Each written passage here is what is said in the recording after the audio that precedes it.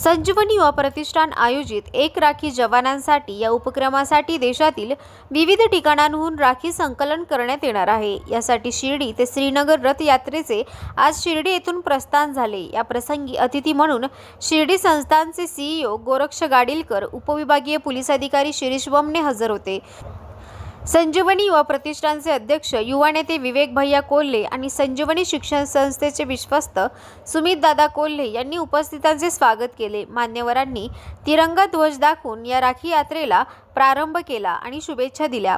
आज सोमवारी 4 ऑगस्ट रोजी शिर्डी ते श्रीनगर असा प्रवास करत माता भगिनींनी दिलेल्या राख्यांचे संकलन करून ते सीमेवरील जवानांसाठी पाठवण्यात येते। आज या रथाचे कोपरगाव शहरात गोदाकाठी व छत्रपती शिवाजी महाराज स्मारकासह विविध ठिकाणी फटाक्यांची आतिषबाजी व पुष्पांची उधळण करत मोठ्या जल्लोषात स्वागत करण्यात आले। यावेळी संजीवनी बचत गटाच्या अध्यक्षा रेणुका कोल्हे, तहसीलदार महेश सावंत, मुख्य अधिकारी सुहास जगताप, गट विकास अधिकारी श्री दळवी तसेच संजीवनी व प्रतिष्ठानचे सर्व युवा सेवक, भारतीय जनता पार्टीचे सर्व सदस्य, पदाधिकारी, के.जे. सोमय्या महाविद्यालय तसेच माधव कच्चेश्वर आडव विद्यालयाचे विद्यार्थी विद्यार्थिनी, शिक्षक, नागरिक यांनी रथाचे स्वागत केले आहे।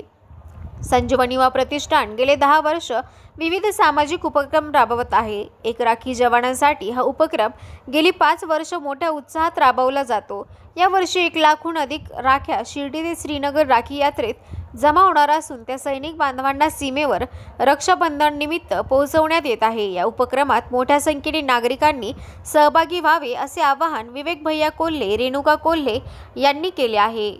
नमस्कार।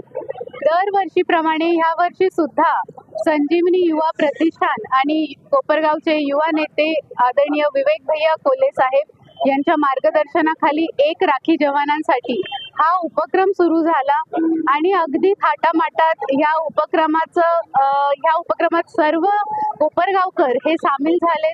आजपासून शिर्डी इथून श्रीनगर पर्यंत ही जी वाटचाल आहे ती आज सुरुवात झालेली आहे। आज कोपरगावमध्ये, शिर्डीमध्ये अतिशय जोरात आणि खूप मोठ्या प्रमाणात आपल्या ह्या रथाचं स्वागत केलं गेलं आणि ठिकठिकाणून राख्या या संजीवनी युवा प्रतिष्ठानच्या युवा सेवकांपर्यंत नागरिक हे सुपूर्त करत आहेत। आज इथे खूप सारे एनसीसी कॅडेट्स माझ्यासोबत आहेत ज्यांनी खूप मोठ्या प्रमाणावर राख्या ह्या आपल्या देशाच्या जवानांसाठी आज इथे दिलेल्या आहेत। खूप चांगला प्रतिसाद सर्व नागरिकांचा या उपक्रमाला दरवर्षीच भेटतो आणि ह्या वर्षी काही वेगळीच एक ऊर्जा ही सगळ्यांमध्ये दिसून आली आहे।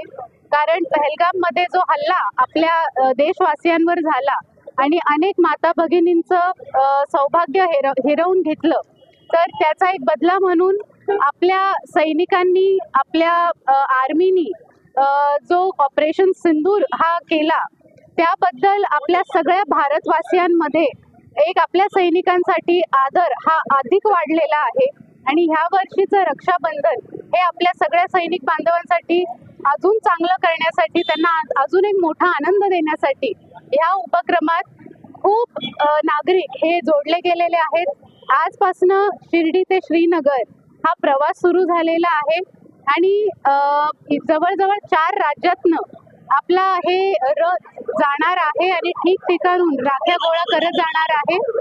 आपला मानस आहे की यावर्षी 1 लाख राख्या आपण जवानांपर्यंत पोहोच करायच्या आहेत। त्यामुळे सर्व नागरिकांचे मी संजीवनी युवा प्रतिष्ठानचे अध्यक्ष माननीय विवेक भैया कोल्हे साहेब यांच्या वतीने खूप खूप आभार मानते। आपण खूप मोठ्या प्रमाणात प्रतिसाद देत आहात आणि अजूनही काही दिवस रक्षाबंधन पर्यंत आपल्या या राख्या तुम्ही पोच करू शकता। त्यामुळे सर्वांचे पुनश्च मी मनापासून धन्यवाद करते।